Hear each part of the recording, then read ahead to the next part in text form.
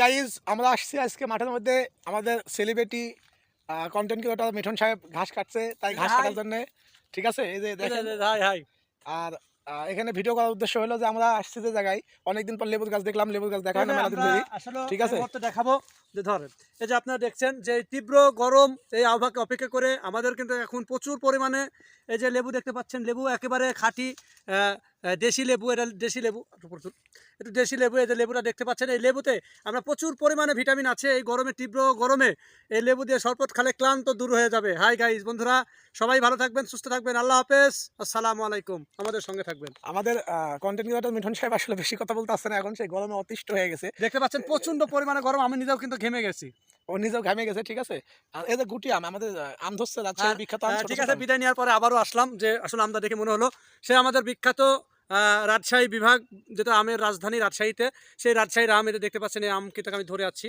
এই আমটা আসলে এমন একটা জিনিস, সুস্বাদু জিনিস, যেটা সব জায়গাতেই ইনশাল্লাহ চলে। আর আমরা তো বিখ্যাত আমের জন্যই আমরা প্রচলিত, এই রাজশাহী বিভাগের লোক বিখ্যাত সেই প্রাণবন্ধু আম। আর হয়তো বা 1 মাসের মধ্যে খাওয়ার উপযুক্ত হয়ে যাবে। আপনারা সবাই বেশি বেশি করে, দেখতে পাচ্ছেন অনেকটা ঘেমে গেছি, প্রচণ্ড রোদ, এই বাইরে বের হয়ে বুঝতে পারছি যে রোদের তীব্রতা, আসলে গরমটা কত বেশি।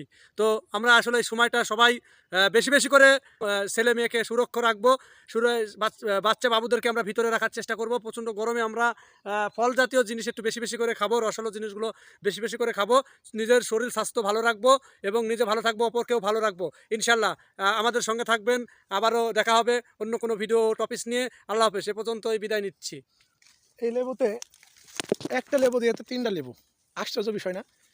লেবুর কি দাম! আর এখানে দেখেন আমরা আসলে লেবু মাখামাখি করছি, যে আসলে এখনো অত বড় হয়নি তাও না, কিন্তু লেবু মাখামাখি করছে। এই জমিটায় পুরাটা দেখছি লেবুর গাছে ভরা, চারিদিকে শুধু লেবুর গাছ।